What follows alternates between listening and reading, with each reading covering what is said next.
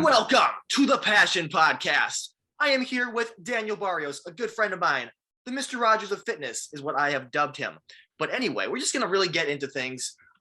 Daniel, tell us a little bit about who you are, as well as what health and fitness means to you, or just health and wellness in general.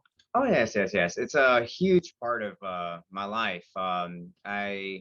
My father, when he was alive, he used to be a luchador, which is like Nacho Libre. If you ever seen that, like he used to.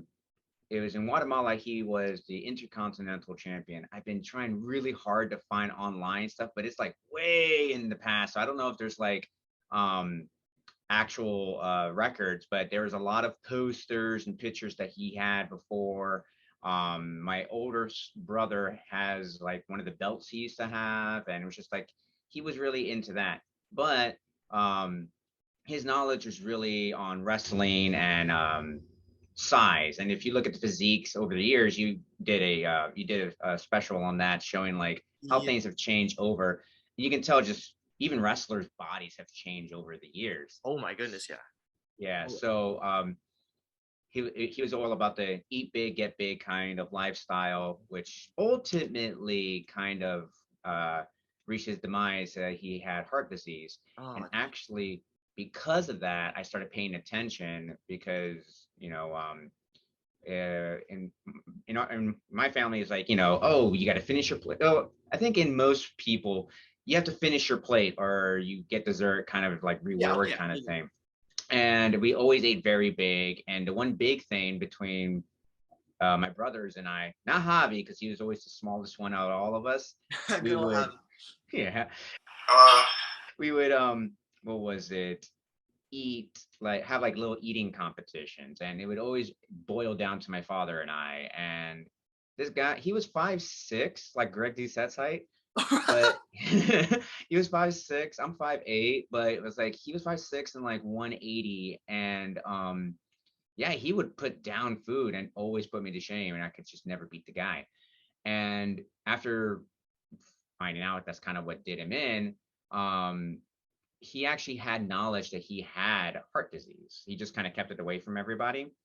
And he always said this thing when I was younger was, well, if the doctor ever says to me, you can't have steak anymore, he goes, you have to have, salad instead. He goes, I'll dive a piece of steak in my mouth.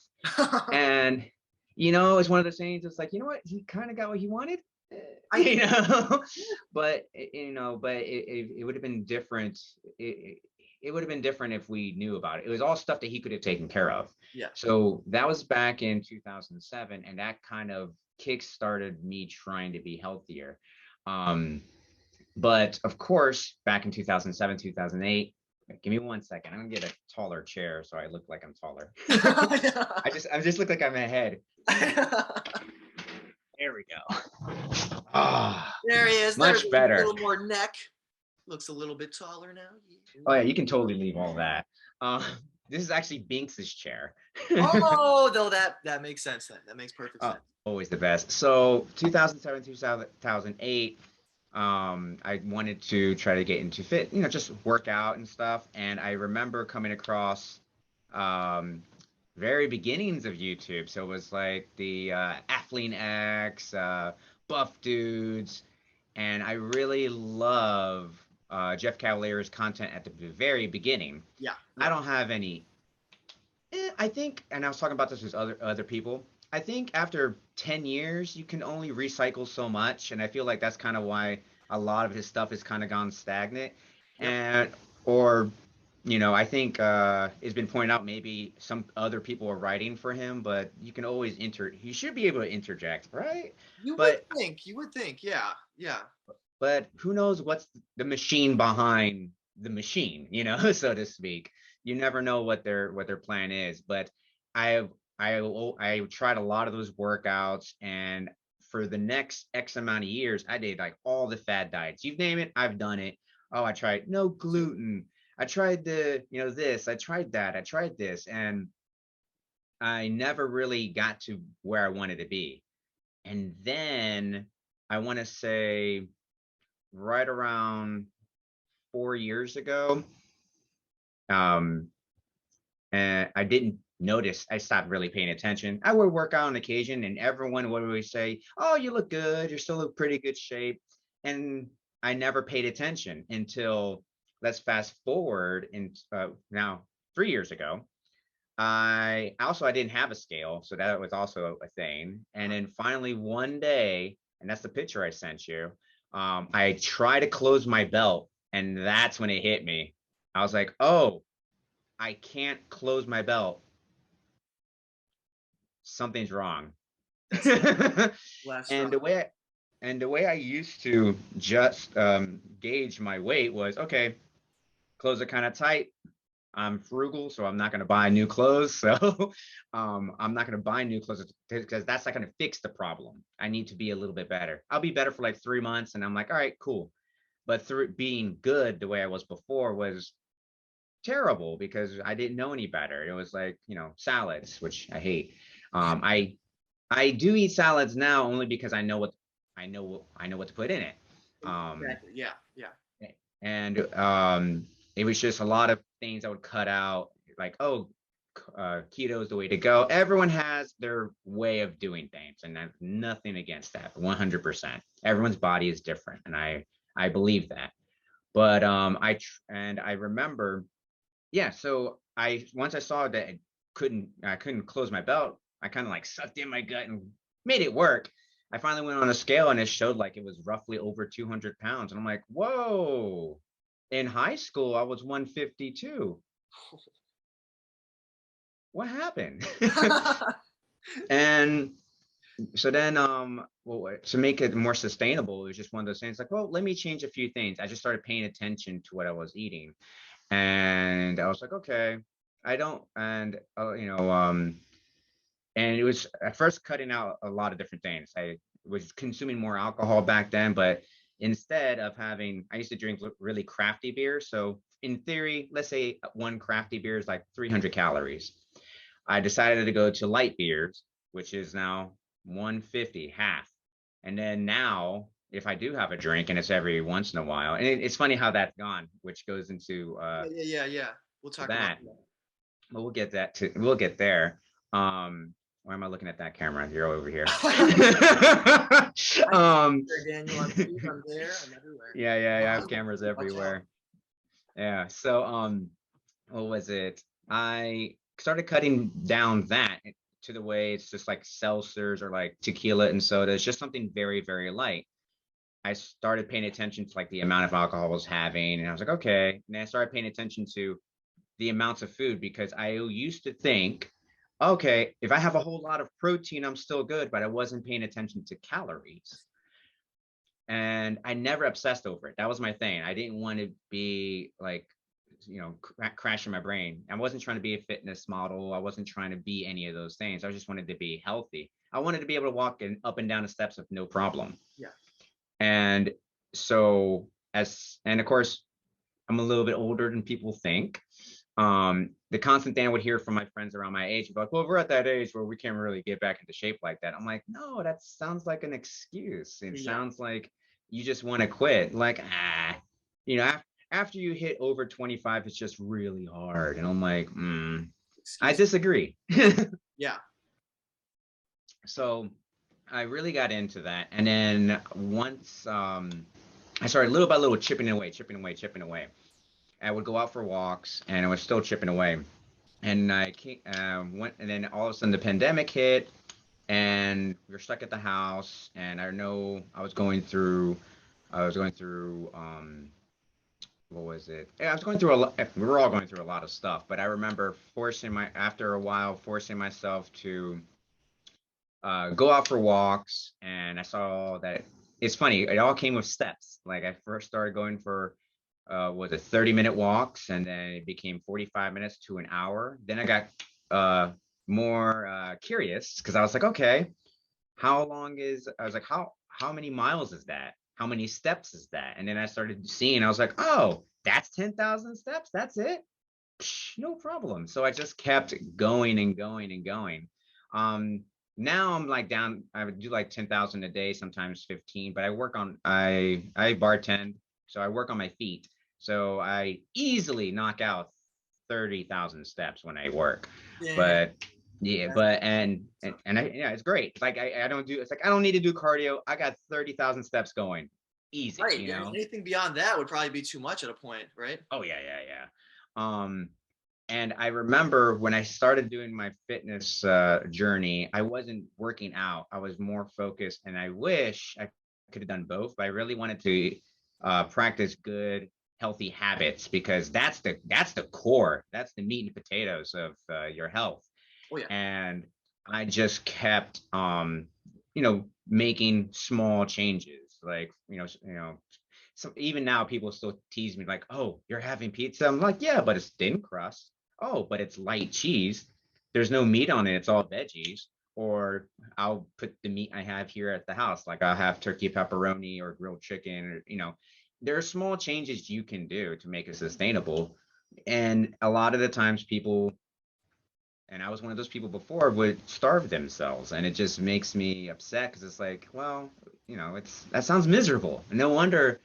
And you always hear that with like the celebrities and the fitness celebrities and stuff. They all sound miserable. It's like I get it. They need to hit a certain.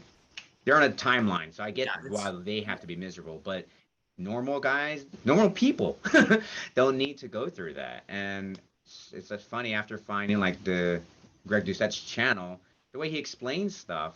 I was just like, yeah, that makes sense. If you're not, and what I tell my friends now who try to get into fitness, the three things: are you going to be on a runway? Are you in a bodybuilding show? No. Are you going to be a photo shoot, video shoot? No. Are you doing, it was like, and those two, and it's like, okay, are you going to have like some molding, some casting, some fittings?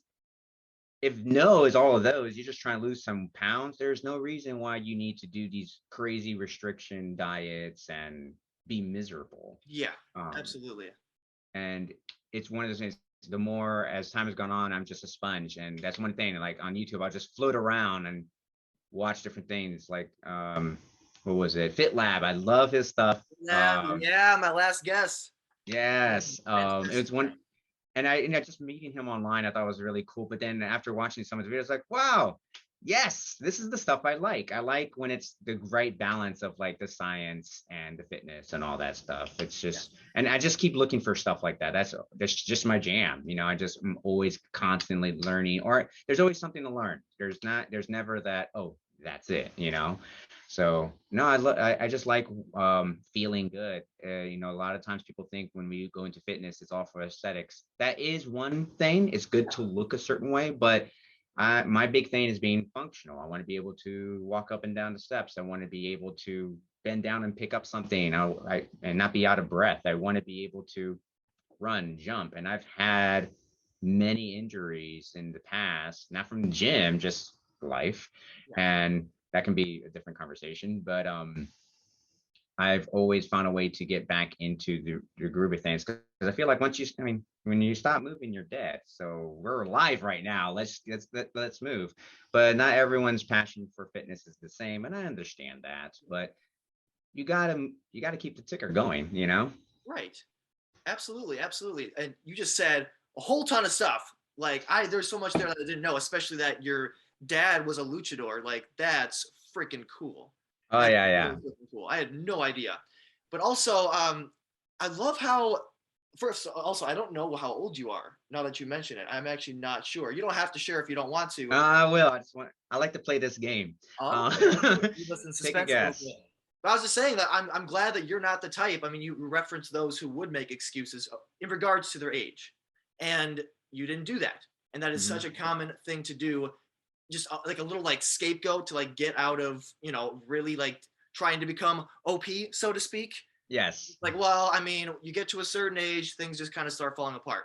And there's a sliver of truth to that, but it's Yeah. not like you have to let your body fall apart. There's so much you can do, so much maintenance you can do, so much you can do to still better yourself along the way. Like I always like to say, it's never too late. Like I'm far healthier and in far better shape now than I was when I was younger, like Same. significantly so. And it's like that can be the case for so many other people as well. My waistline's the same waistline I had when I was in high school. There you go. There you go. And you had, And I it mean, I'm going to throw up also a picture. the one that you posted of when you were heavier and then you now, because that's always great to see. That's always very motivating for people to be like, well, he did it. Clearly, it's possible. And kind of like on the same vein as what we've been talking about, I want to know a little bit more about. So your channel is called Become OP. So it's like, what does it really mean to become OP to you? And then kind of we'll let that flow into a conversation about vices, because the other day I posted a video about alcohol and how I've never been drunk and I've never drank. And so I want to know like more of your thoughts on alcohol and vices and how what their place is in society and how that kind of could fit into the equation. So Become OP, originally I had a different name for the channel, and the OP mostly is like, overpower, right? Usually that's what it stands for. But the original name for the channel was Optimal and Probable, OP. And I remember someone said, well, that sounds hard to say. And if they can't say it, they're not going to remember it. I'm like, you're right. And it was like when it came down to naming the channel, I just thought it was kind of, it was something that one of my best friends, oh, but that's so OP. And I'm like, OP, optimal prob. Oh, I know what I'm gonna do with this. And I kind of made what the name with that. And what was it with the channel? I always feel like, and this is just my life in general, even before I started doing the YouTube, I always would post up good energy, good nature kind of stuff. It's just because I feel like there's so much negativity out there in the world, and it's just easy to get wrapped up. I know drama sells and all that, and it is what it is, but I feel like there's so much beauty and goodness in the world as well. And I feel like a lot of the times, a lot of people, they don't have the ability to speak things out. And I remember going through my ups and downs, it was really hard for me to speak about feelings and getting things out there and finding people you can mesh with. And sometimes you don't need that. You kind of need yourself to motivate, self to push yourself, You kind of need yourself to push, And I feel like people, again, making more excuses. It's like you can make small changes to make a big difference in everything. One big phrase I love saying is like, drops water fill an ocean, footsteps make a mile, and it all adds up to something. And there's a couple of things in my life that I've done I'm very proud of, that I'm just like, yeah, I believed I can do it. And there's a lot of times that people, they have their things to say and they, shoot you down, but that shouldn't discourage you. If it's something you believe in, outdo them. Keep, it's not a contest, but just be the best version of yourself. And that's kind of where the channel, the idea for the channel came. And I remember telling my best friends, I was like, I kind of want to do something with that. I have all this positive stuff that I keep putting out, but it's going to be that basically on steroids. And so the whole existence Binks, actually, it was during the time of the pandemic. I had a lot of free time. And if you're a creative person, you find ways to keep yourself busy. Yes. I was drawing, if you see in my last video, there was a drawing of the original version of Binks. I wanted to make a kid's book called Bedtime Binks. And I'll make that reference usually when I'm putting Binks to bed. I'm like, it's bedtime Binks. That's my own Easter egg for myself. Yeah, I love that. And the concept was he was supposed to be a stuffed animal that comes alive at night and just kind of patrols the bed.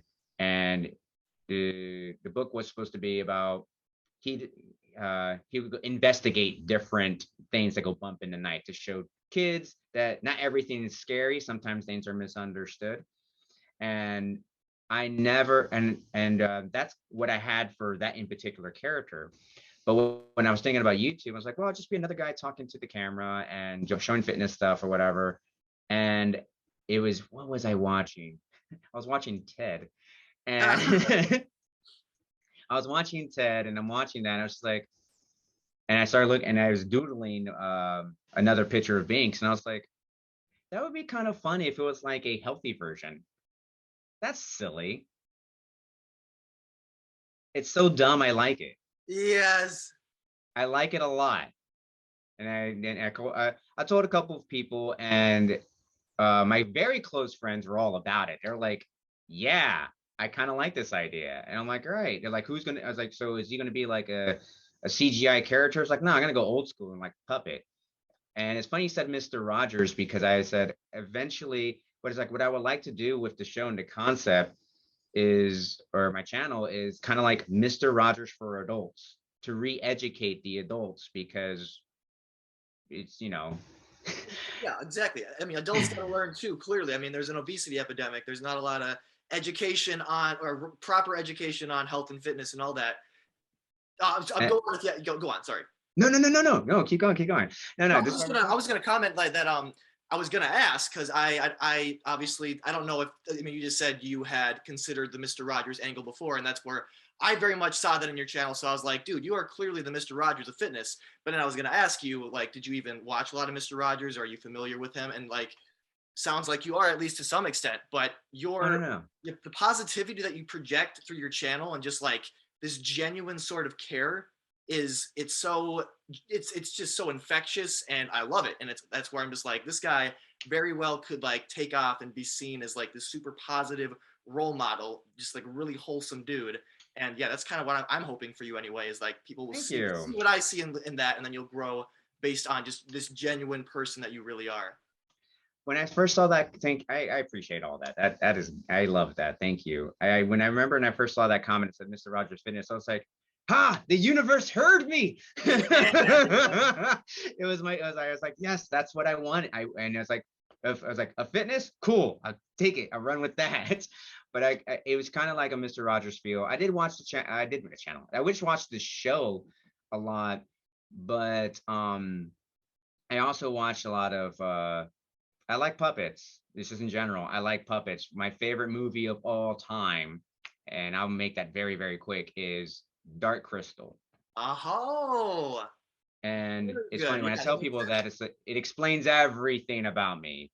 It's puppets, it's monsters, it's fantasy, it's drama, it's dark, and it's whimsical, it's magical. It's if you want to know me, watch that movie. That's everything there.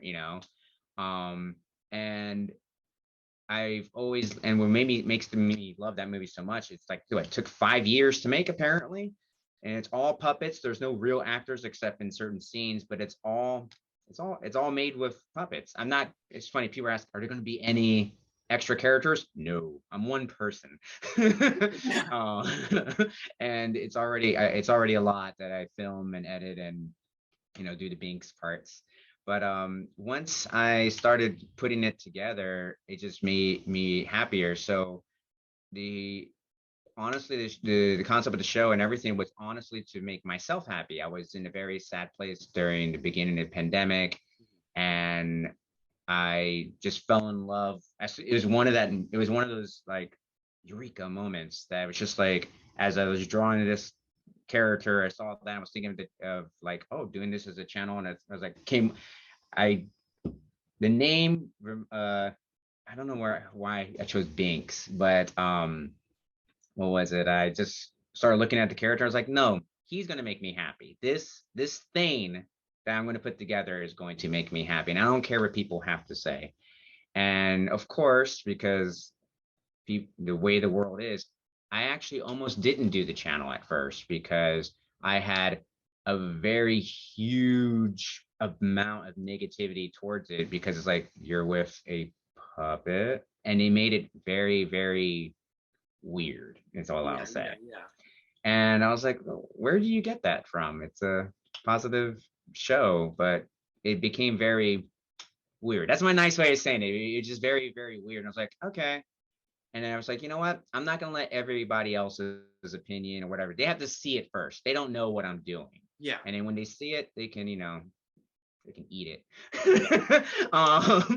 And then I finally put everything together. And of course, I would get a lot of weird stuff like, oh, someone at your age shouldn't be doing that. Oh, you know, uh, it just seems kind of odd that you're a single guy with a puppet. And I'm like, you have to see what I'm doing. it's for funsies, you know. Yeah, that is.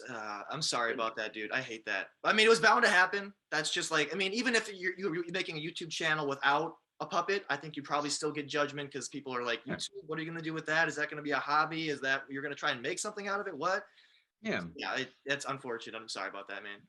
No, but it's one of those things. It's different. Like for instance, I talked about it with Aaron. It's like Fit Lab. I was telling him it's different when it's strangers and it's comments. To me, it's just like, but when it's someone that you know that's like in your face and they're like, blah blah blah, and it's like, oh, that sucks. Yeah, But then but then it's like, okay, boom, I do my show, or I do my channel. Here it is.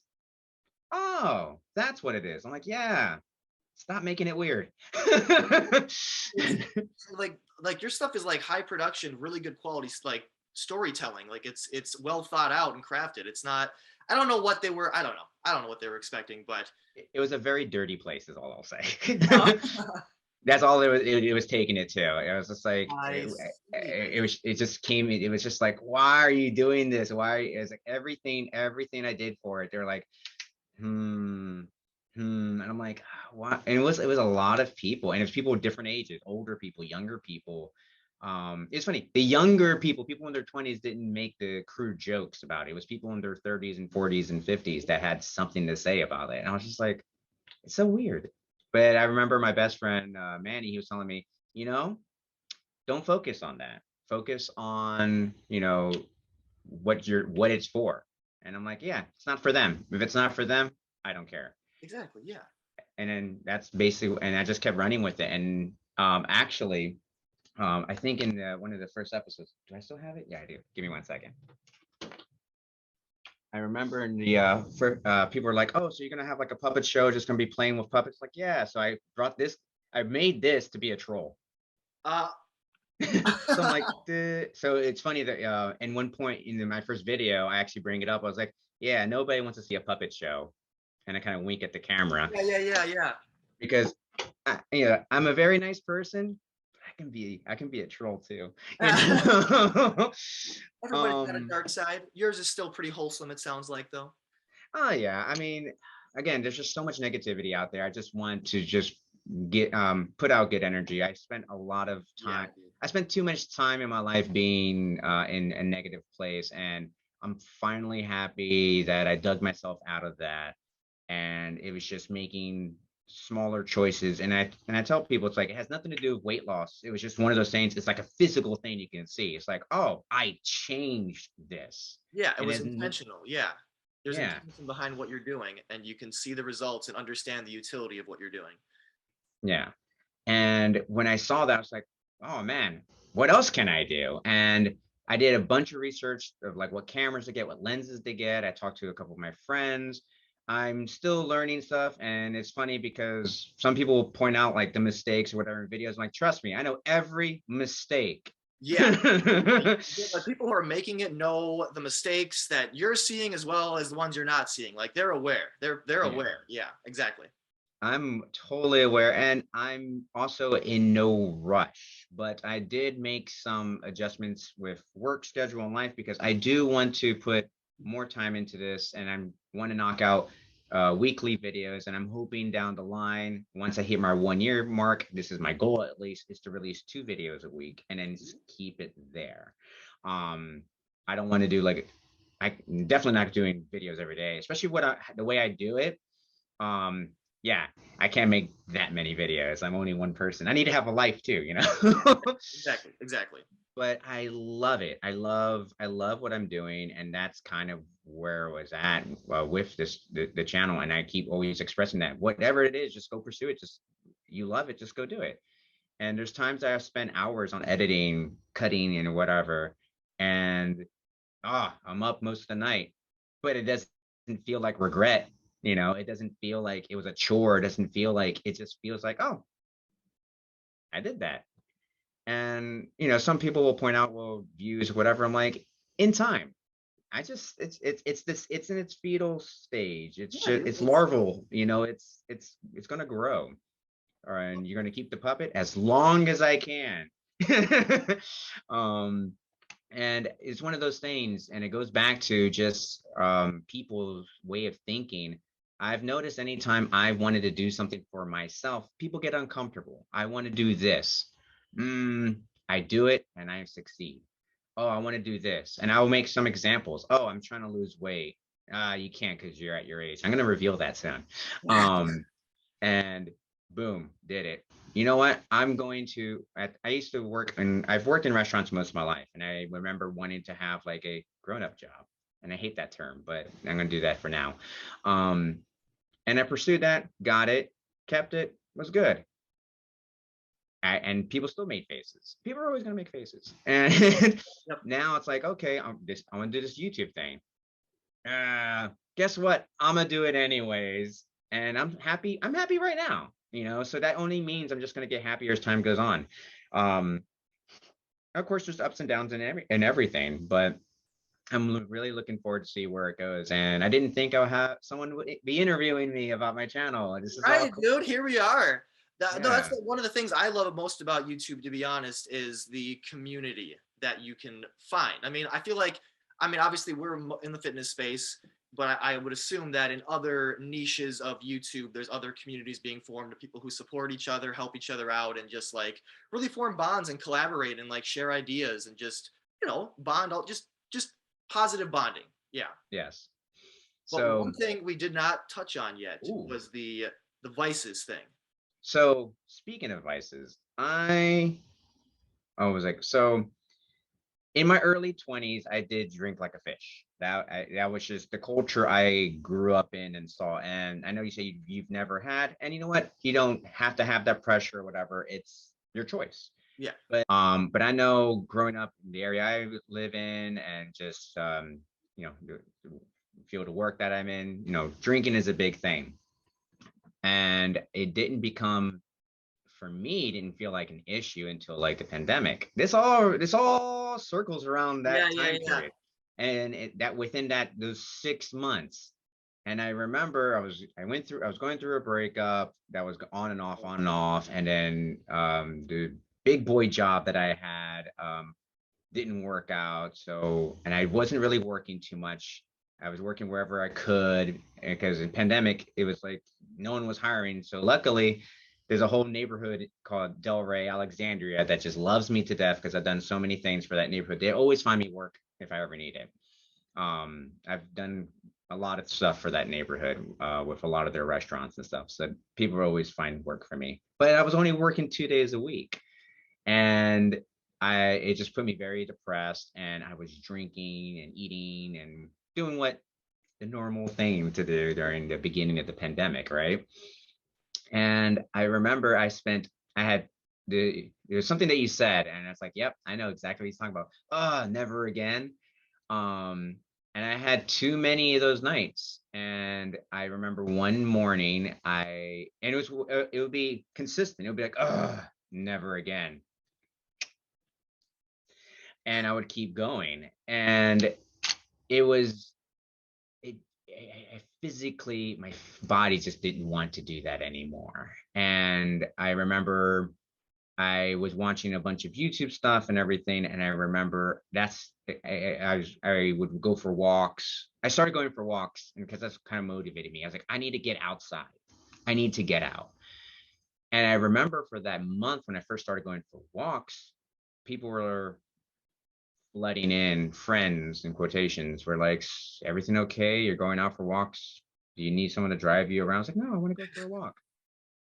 And I was like, and it was there, or I would meet people up. So, is everything all right? Because you've been going out for walks a lot more often. I'm like, but how dare like, where was this attention when I was drunk on the couch? Right. Where was this when I, would drink myself to pass out? And so then I was like, I remember just slowly stepping away not from drinking altogether. I still enjoy every once in a while, but my perspective is different now because I see it as kind of like, just like binge eating, people who have binge eating problems and stuff like that. It's like one of those trigger things, or just if anything, sometimes you might eat something and it's like, oh, you don't realize all the extra calories that are in it. Kind of like with alcohol, I remember. So one video I'm actually working on, I actually did 30 days sober. Nice. Um, the way I drink now, I honestly drink 2 days a week, and I probably have in total 3 to 4 drinks in total for all this for the whole week. And it's like, okay, I got what I needed. Cool. It's not, oh, I'm wasted because and I'll bring up the age. Because when you get older, hangovers are not the same. They kind of linger. Um, Yeah. so I am 38. Sorry, Really? I'm 39. I turned 40 this year. I'm born 1982. Really? Yeah. No, dude. Well, first of all, I'm of the mind that in general, I mean, depending on how you treat your body, that age truly is just a number. You can do Mm, what you can with that number, and yeah. you've done a lot. Like you look much younger than that, to be honest. Oh no, And I get that a lot. yeah, Thank you, thank you. No, I drink a lot of now. I drink a lot of. I always drink a lot of water. I always take care of myself, but I've been, especially these last 2 years, been very very cautious on that. And alcohol is one of those things that in my early 20s, I would say, oh yeah, I need to have a drink. I get the reference, but you don't need to have it. You also don't need to have the cheat days. It's like yeah, I tell people how I eat, and they're like, "So what's your cheat day?" I'm like, "Anytime I feel like it, or anytime I, I say if I want to eat. Like sometimes I go out with friends if they have French fries. I'll have some fries. I'm not gonna cry about it. yeah. Um, everyone has their thing, but it's all about your tolerance and knowing your body. Yes. So after doing my 30 days, I'm going to have that in my video. I'll get more in detail with that. My tolerance is completely poo poo. So um, if I have now the 2 drinks that I had before, I feel a little bit different, and I like that that's my cutoff now. Because before it's like, okay, I'm good. Now it's like, all right, 1.5 is nice now. And I like to feel, I like to be energized. I like to have energy. I don't, what happens when you get hungover, you lose the motivation to go to the gym. You lose motivation to eat better. You just lose motivation in general. Yeah. And the one thing I did notice, and I didn't really lose weight like I thought, I didn't think I was going to lose weight. So in the month, I didn't lose weight. I gained weight, but that's because I've changed my workout routine. I'm trying to put on size, bulk, main whatever is not wrong to say, it's Yeah. all bad. um, and what was it? And so I've put on 3 pounds. I believe it's muscle because when I checked my body fat, I have to send a picture to you actually because I am the same weight I was last year. I'm 158. The difference is I am 3 pounds less body fat. The machine says I'm 13% body fat, but I don't think I am. I think I'm around 16, but maybe 15. But the where I was before was I think I've lost 5% body fat, but I'm the same body weight. And but it's like it's not one of the it's not like the desk what's it called the desk scan. DEXA scan. Yeah. Yeah, it's not one of those. It was like one of the ones you hold over and it Oh, tells you. like the electric one. Yeah, which I know it's not 100% on it, but Yeah. None of them are. None of them are. I know I'm not 11% body fat. And it says it, it's like, yeah, that's a lie. But Usually it is. Yeah. That's what one of the things that Greg Doucette always preaches. Obviously, is that DEXA scans are considered the holy grail, but even those are not accurate. So it's yeah, like in my mind, it's more of a like understanding body fat and then using your eyes and also just you can use the other tools to reference, but it's not going to be perfectly accurate. I am. Like for instance, yesterday St. Patrick's Day, I enjoyed one beer. Everyone's like, "That's it? Yep, that's it. I'm good. Good night." I'm not hungover. I went to the gym this morning, felt great, felt good. I just wanted to have my Guinness because it's St. Patrick's Day, Mm-hmm. and that was it. I also don't like going out on St. Patrick's Day because it's just like you brought up in your videos, like you start seeing people and how they're acting and everything. It's just that's a big turn off. Yeah, yeah. Um, but the one thing I did do during my 30 days sober, I actually did go bar hopping with my friends that did drink, and I drank a whole lot of water and Diet Coke, and I hate Diet Coke for a little while because I had too many of them. But it was one of those things as I was watching as we were out, I had a good time still. I thought I was gonna be out for like an hour and then call it quits because it's what am I gonna do? But good conversation, still had fun. But the one thing I did notice, and it changed my perspective on it a little bit. I was looking at how the bartenders, who are friends of mine, how they pour, and I'm like, oh, I'm watching. Is that the normal size you pour for like me? Oh yeah, that's like almost double. No wonder I have one. I'm like, wow, that's pretty good. Good to know. No, no. Now I know in the future how to gauge people that know me. You know what I mean? So it's one of those things when you think you're getting the calories or whatever, you think you're getting certain things, but they're little things like that that you don't notice. Mhm. Maybe they put your drink in a bigger glass or something like that. All that, all those little things add up. And it's just one of those things I noticed. It's not that they're bad people. It's just I'm just watching. It's like, huh, I never noticed that. It's funny that I noticed that now. All Yeah, right. yeah, yeah. And And oh, sorry. no, no. And the way I want to go about it with my alcoholism, or the way I want to go about alcohol and for people, it's like, look, you don't, I feel it's like if you do choose it, it's just like anything else.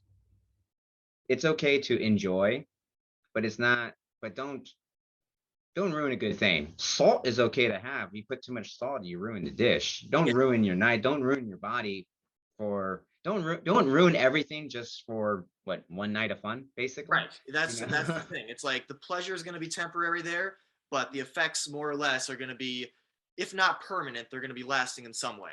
So that's kind of the way I look at it. Is with the foods that we eat and the other choices that we make in life, it's like no matter what, and it's not to say you can't enjoy the little pleasures, but Yeah. if there is negatives behind these pleasures, it's like keep in mind that it's temporary pleasure for something that's going to be more lasting.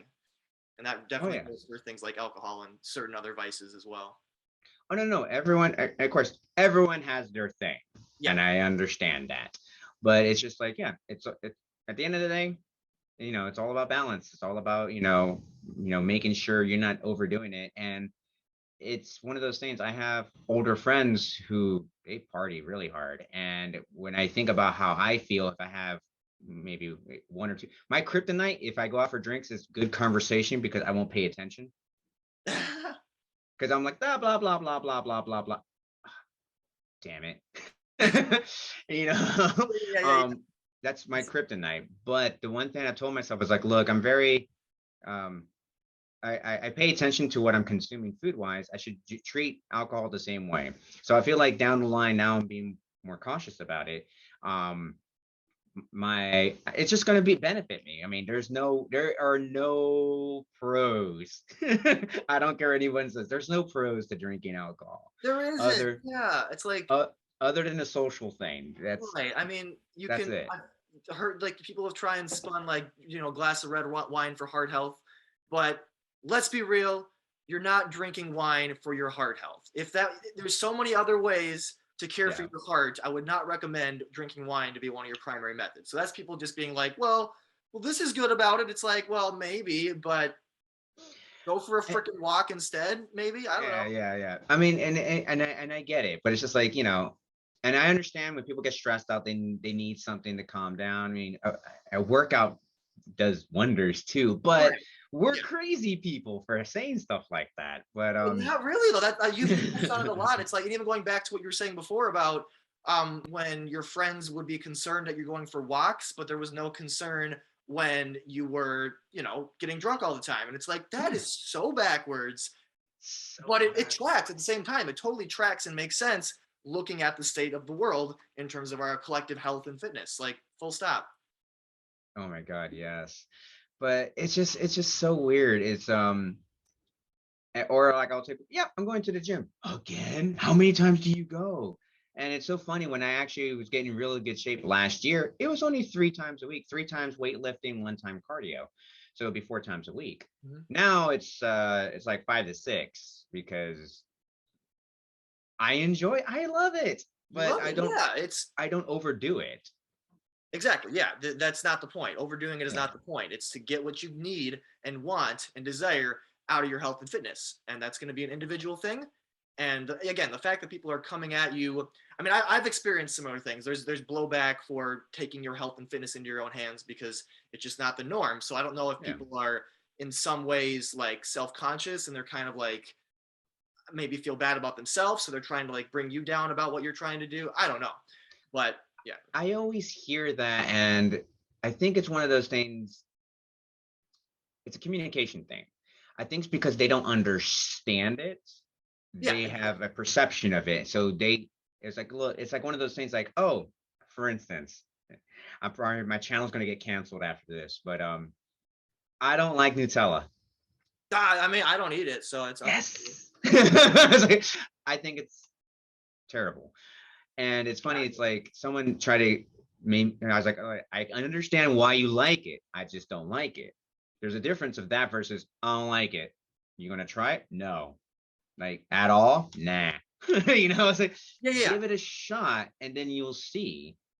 And of course, it's a lot of the times it's like, oh, particularly with fitness, oh, you got to cut all this stuff out, this and this. And I was like, that sounds miserable. And recently I have friends who are training to go to the beach which I think I've talked about this with another trainer. I was told him, it's like, I always think it's funny. Let me destroy my body so I can go on vacation to destroy my body. It makes no sense, but sure. And then you come back, man, I just gained all that vacation weight. I'm like, but you tried so hard to get rid of it.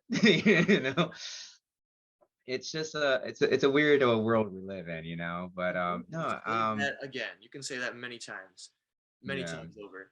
And I mean, obviously we are in the fitness space and know a yeah, lot of other fitness tubers and things. And so I thought maybe we can talk about our relationship with other YouTube channels. Doesn't have to strictly be fitness, but like, what are some of your favorite channels to watch in general? so my channels, okay, let me see if I can categorize them. So fitness, I watch Greg Doucette. I watch I think we both watch the same people. Yeah. Yeah, Greg Doucette. I really like his channel. I used to watch a lot. I want to say all his videos. Just recently, I haven't caught so many because he just keeps coming out with them. Yeah. It's hard to keep up. It is. I like him, Johnny Shreves. I like Mama Swole, and it's actually from Mama Swole is how I found your channel. Really? I'm Yeah. trying to, I feel like I found you through comments is how I originally found you. Yeah. That's cool though. That's cool. Thank you, Mama Swole. Yeah. I found it was the push-up thing. Oh, okay. Yeah, with Eli. Okay, 56. 56 is what I believe I got. Yeah, these broke halfway through. They're complete and utter garbage. Ow. That is tight. That's what she said. Let's play. Yeah. And I found Eli through Greg. So yeah, I found all the people that I watched from Greg Doucette's channel. The community, man. Yeah, the community. The community, yeah. And I actually had a chance to talk with Mama Swole, and I was telling her, it's like, yeah, after I saw her channel, because I saw her video that Greg Doucette did on her about like her making his recipes. Yeah.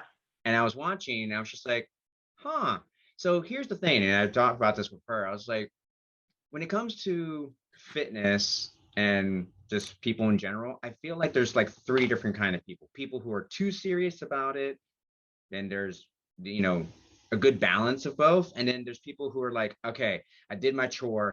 I'm going to go and eat tacos. Yeah. And I always felt like I connect, or at least for me physically here, I have not really met people who are like somewhere in the middle that, oh, you can have a good time and you can do fitness, Yeah. And once I saw Mama Swole's channel and I started kind of the people there, I was like, oh, there are other people like me. And it was very nice. And yes. It was very nice to see just regular people who do fitness stuff and have regular lives. It's not like they're the extremes, you know. Yeah. It was very relatable. And then after seeing like your channel and the stuff you were talking about, it's like, yes, he's a nerd like me. Yes. We'll get to that. We'll get to that. So I like those are fitness channels I follow. Buff Dudes, Dudes. Yep. what was it? One of my first Buff favorites. Dudes, Fit Lab. Who's Do you one watch Jeffrey channel? Schofield at all? Recently, I have. Good. Yeah, So he's fantastic. He's one of my favorites. he's good. It's just yeah, I just have a ton of stuff that keeps coming up. So There's so well, much. Yeah, and it's hard to keep up. And it's like you it's want hard to to keep all up. your friends' stuff, and there's also just yeah, again, it's an oversaturated market, but that doesn't mean that there's ever really going to be enough because everybody has a different like take on fitness and like ways that they can help other people implement fitness into their life. So I say the more the merrier. Oh yeah. There's Yo, who is it? Yo and Virginia. It's actually her channel is like focuses on like the female anatomy, but it's body science stuff. I like that. I like learning about stuff like that. It's like, does it partake? Does it, is it going to affect me in any kind of way? Maybe not, but just like, I know what that is now. Yeah, It's just, yeah. I'm a sponge for knowledge. The exercise for cheat meals. I like when he goes very scientific with his stuff. His food stuff is really good. I'll say that. Yeah. But when he decides to put on his nerd glasses on, it's like, all right, he breaks down like how the body works and stuff. And he's done that for a couple of videos. I'm like, I know that you're not going to get a lot of views, but I like that stuff, Yeah. What was it? What was that? Iron Musket. He cracks me up. Well, yeah, he's fantastic. Yeah. What was that? Shea Butter. I like her food videos. I'm a foodie. I'm a 300-pound man at heart. I just don't eat it. Yeah, dude, you found a way. You found a way. I found a way. And I love Eli's channel. Was it Not Dead Yet? He's very passionate, is what I'll say. Yeah. I'm gonna have him on the podcast hopefully before too long. I mean, I've talked to him before in like podcast format, but not officially had him on. But yeah, he'd be another fantastic guest to have. And then when it comes to my nerdy stuff, I really love. You ever heard of a channel called Dead Meat? Yes, I have. You like? Yes, dude. Yes. Yes. So I like my movies. I like my horror movies. But I don't want to spend 2 hours of watching all the movies. So I cheat. I watch was it kill counts? Yeah, kill count. Yep. Yeah. Because sometimes I'm like, yeah. Sometimes I'll sit and watch the whole movie, but sometimes just give me the 20 minutes that I need and we're good to go. And okay, now I'll check out the movie. But sometimes I watch movies. That's plenty. What was it? Also, was another channel I like to watch is Marvelous. I think it's Marvelous Videos. They also They do like recaps of movies. So recaps of movies, I hunt those down because a lot of the times I can't find these movies and I'm like, oh, you're going to explain to me the whole movie in 30 minutes? Sweet. Because I remember when I was younger, they used to be, what was that? Pay-per-view used to be 20 minutes. You have 20 minutes to convince me that you're a good movie so I can buy it. I mean, don't do that anymore, but I remember that's kind of the way I gauge my movies now. I like that. That's cool. I like that. Yeah, so Netflix. I was like, okay, you have 20 minutes to convince me you're good.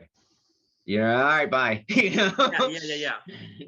Especially when our time is one of our most valuable resources. So you got to be a little, and like that's something I'm realizing the older I get. So I got a question for you. Oh, what's that? All right, you ready? This is going to tell me everything about you. This one question. All right. Boy. I'm scared. Are you ready? Put on the spot. On the spot. All right, you have 3 seconds to answer this. Gun to the head. What's your guilty pleasure movie? 3, 2, 1, go. Wild Wild West. Boom. Should have an easy access right here. I have these by genre and alphabetical by genre. But where did I put Wild Wild West? Is it in the comedy or the action? It might be in the. Oh, here it is. Man, that collection's awesome. I got VHS and DVD. Yes, that's how you do it. I freaking love that movie. For what it is, I love it.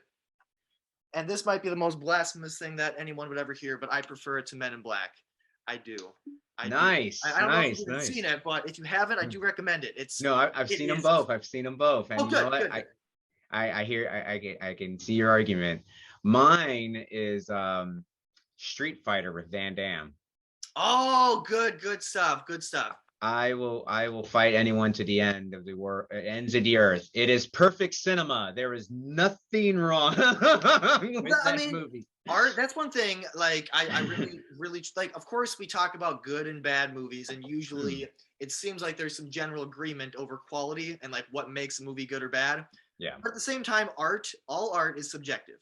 It's Yeah. all subjective. It's all personal. So it's like, who can tell you that Street Fighter is a bad movie? Nobody, because that movie is a work of art. It was made by a bunch of artists who came together and crafted it, and it did something for you. It brought joy into your life. It did something, and that's how can that be bad? You know?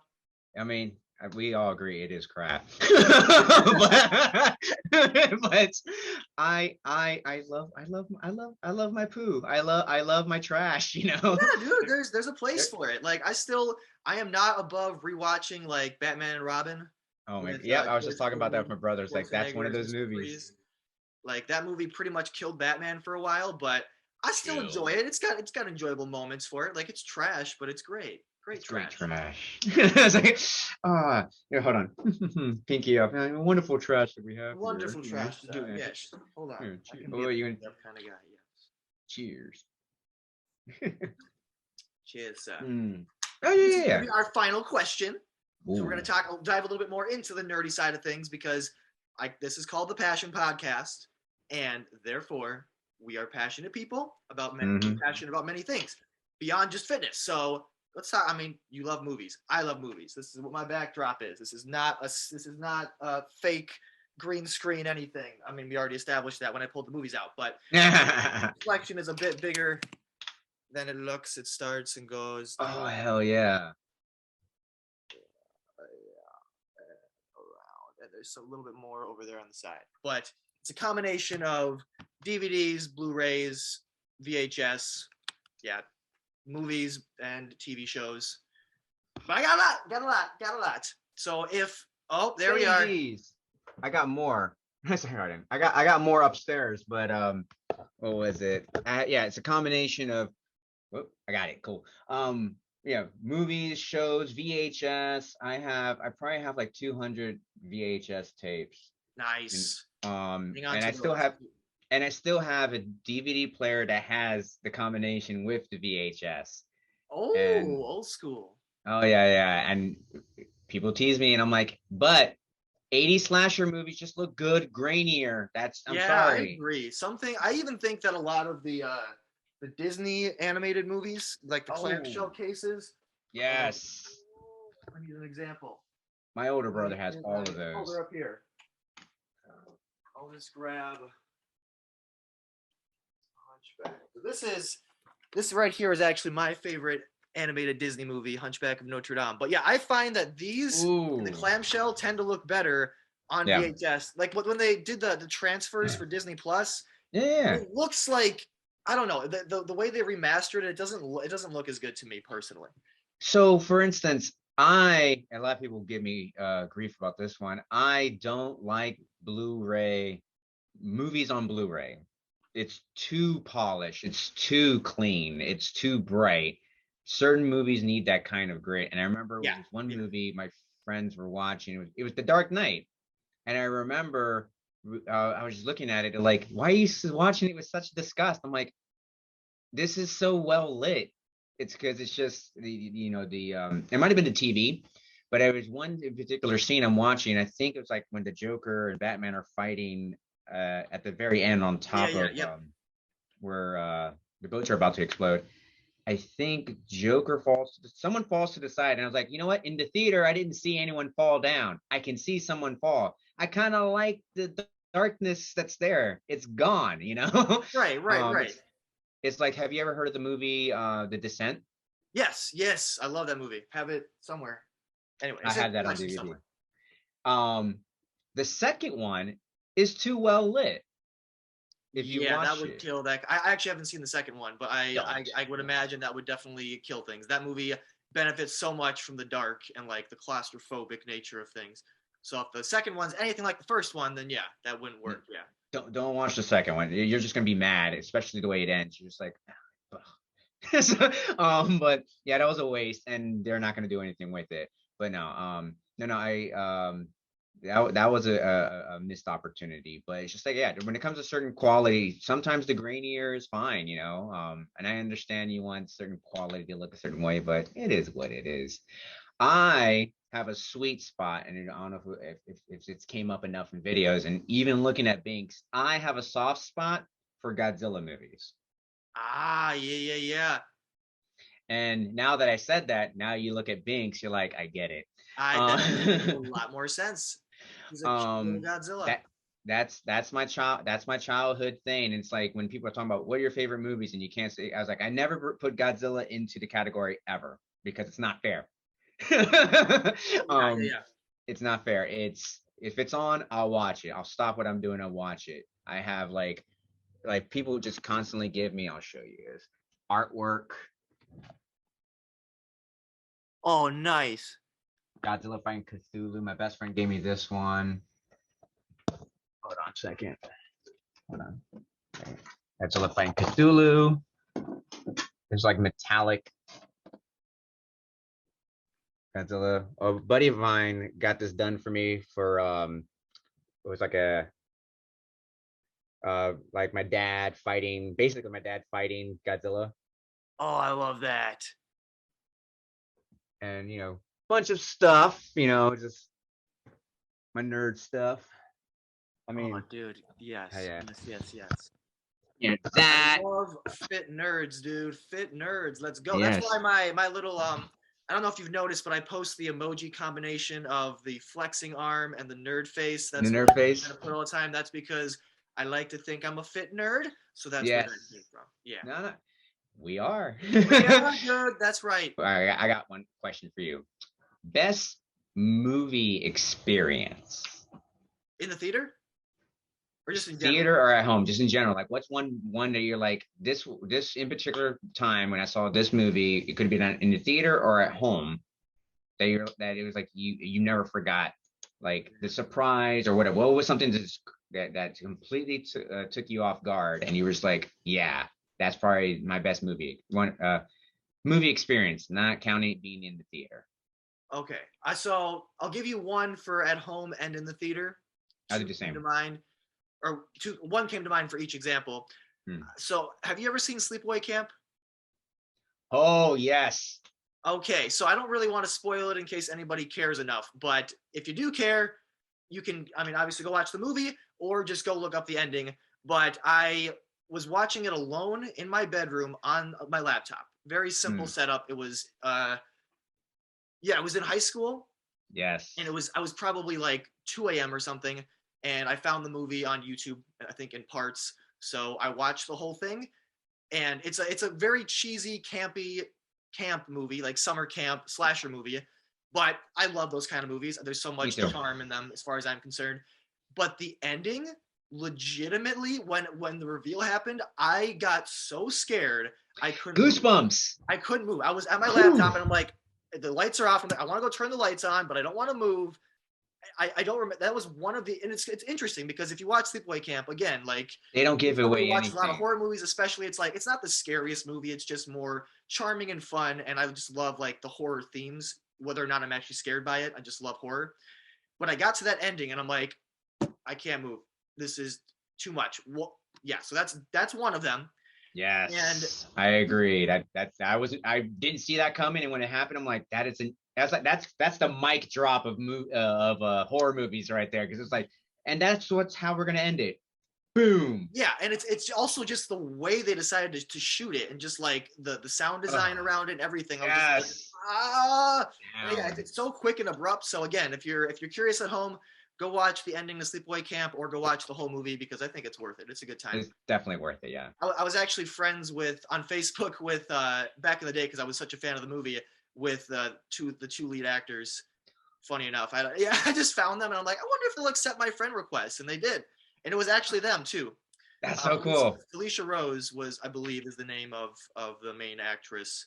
and I cannot remember the name of her cousin in the movie, but or Ricky's I think his name, the character's name, but the actor's name I can't remember. But the theater one, there's a lot more theater ones. Those are easier to come to mind because I've watched so many more movies at home, as you can tell. But I would say Avengers Endgame. Thank goodness that was a great theater experience. Fantastic movie. Honestly, probably one of my favorites, just in large part based around how they pulled that one off in the end. Like that's 10 years worth of movies coming together and pretty much satisfying everyone. And then like experiencing that in the theater, all the joy and all the excitement, all the just the collective, like everybody's more or less on the same page. They've grown alongside these characters, watch their arcs and everything, and just see it all perfectly come together on this massive screen with the sound and just epic. So yeah, I love watching a movie with like a good experience, like people like are really into it. And what I'll do is if it's like something like that, I'll watch that movie in theaters like back to back, maybe multiple times. Endgame, I saw it, I think 5 days in a row. So I saw it like 5 times because I was like, all right, I want to that moment when Captain America gets that gets the hammer. Yeah. He would just lose it. Oh my goodness. It was just and I'm on your left. I'm like, yes, like all that. So good. Fantastic. Satisfied pretty much all the fans as far as I understand. Like it seems like nobody was particularly disappointed with that movie. Yes. So my two, my first one was I saw at home. The first time I saw Predator. Yes. Dude, literally right smack behind me. Got Predator 2. I actually enjoy this. And then of course the first Predator, and then on VHS as well. Yes. All right, give me 1 second. I got something for you. Watching like a bunch of nerds. You nerds. Boom. Oh yes. I love the Predator's design. Like that's like Alien and Predator. I mean, it makes sense. They have the crossover. They have such cool, like intricate designs. Is that a xenomorph right there? See, yeah, okay, yeah. You remember this one, right? Ever designed. And the Predator toys used to come with them. Oh, dude, I freaking love that. So, when I first saw Predators, I was 8. I was a child. So my parents had this thing about, action and violence is fine as long as there's no sex, you know. Yeah. So I remember when I saw, I recently just saw, what was it? Maybe Commando. And so I had no idea what Predator was about. And I thought when I saw the title Predator, they were calling Arnold the Predator. Yep.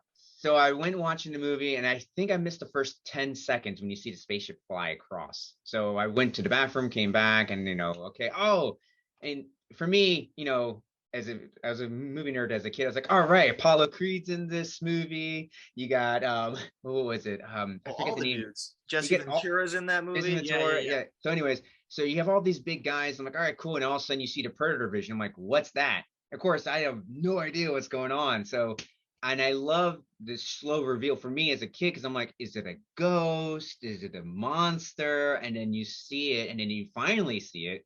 It's this hulking thing who almost looks like Hulk Hogan, because it has like the forehead and over. Mask off. I was just like, yeah, it was like he's massive, throwing Arnold with one arm. It's just like, bam, I loved it, and it was just and it was great. It was a great experience because I had no idea what I was getting myself into. That's really cool. That makes sense, because if you look at the cover of the movie and everything, like they rarely really even show the Predator. So if you had no idea, that could be this big surprise where it's like, oh, it's a more of a straight action movie, and then no, it's not. Partway through, it's like, what the heck? There's a freaking monster in this. I was like, yes, and I have love for monsters. It's been like that my whole life. Yeah. I've always loved my monsters. It's always a sweet spot. Creature features, all in. Best movie experience. the Marvel movies have been knocking them out the park. That's just too easy. But one of my favorite ones, and I always bring this one up, is was the first time, and I end up seeing this movie 4 times just because of this one part. You've seen The Conjuring, Yes. first one.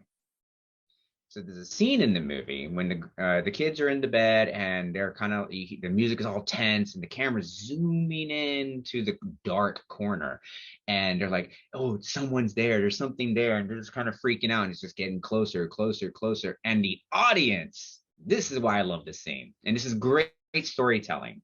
It's zooming in, and everyone's yeah, I just hear people like in the audience kind of like grabbing each other and stuff. And I'm like, this can't be that scary. I like the scene. I'm watching them and I'm watching people, and then it gets closer and closer. Nothing. There's no jump scare. There's no monster. It's just gets to the next scene, and everyone and kind of laughs. And so I was like, I like what just happened. Is this gonna happen again? So I watched the movie the next day. Same thing. That same scene. Boom, boom, boom. Tension, tension, tension, tension, and then nothing. And it's just like, it's great because everyone that's around watching the audience was freaking out exactly the same way as the audience was before, because the tension was built so great. I love the movie. The movie itself is really good, but I just remember particularly that scene. I was like, oh, it's just one of those scenes that people are either going to talk about or they're going to forget because nothing happens. Yeah. It's kind of a trick. It's kind of a great trick that the director did. That's it's the guy from the Saw movies, right? Yeah. James Wan. Yeah. Yeah. So it's like, yeah, it's a camera trick. It's a cheap trick, It's a cheap trick, but it worked so well that that I saw the movie 4 times and it worked every single time. He's a master. With the audience. And I was like, that is great. And I don't know if that was something he intended to do or he got lucky. I know it's supposed to be a very very intense scene, but was he expecting the reaction to be people freaking out? Right. Over nothing. Literally. Right. Not even the cat scare, it's just there was nothing happens in that scene, Yeah. Dude, yes. Okay, so Conjuring it's interesting you mentioned The Conjuring, because the first Conjuring movie is actually one of my favorite horror movies of all time, to be honest, and especially of the 21st century. And love that scene you're referencing, by the way. But The Conjuring 2 was actually another one of my favorite theater experiences ever. That was what I was going to say. I was like, do I say the Endgame one or the Conjuring 2 one? I went with Endgame.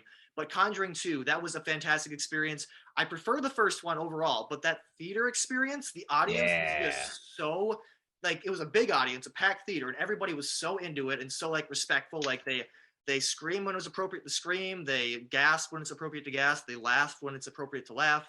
So, yeah, that was another one of my favorite theater experiences. I feel like you can get some really good ones out of horror movies.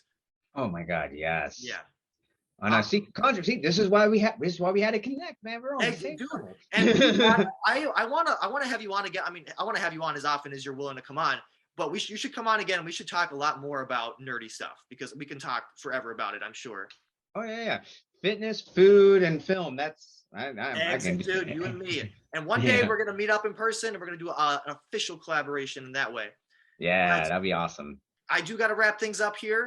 I'm so happy and grateful that Daniel was able to come on. And please check out his channel and all of his other offerings. Check him out on Instagram. Fantastic dude. Again, how could you not like the Mr. Rogers of fitness, right? I really appreciate it. Thank you so much for having me. And no, this was a lot of fun. And I look forward to the future and connecting. Absolutely, my friend. All right. Thanks again, Daniel. Have a great rest of your day, buddy. You too. Bye-bye.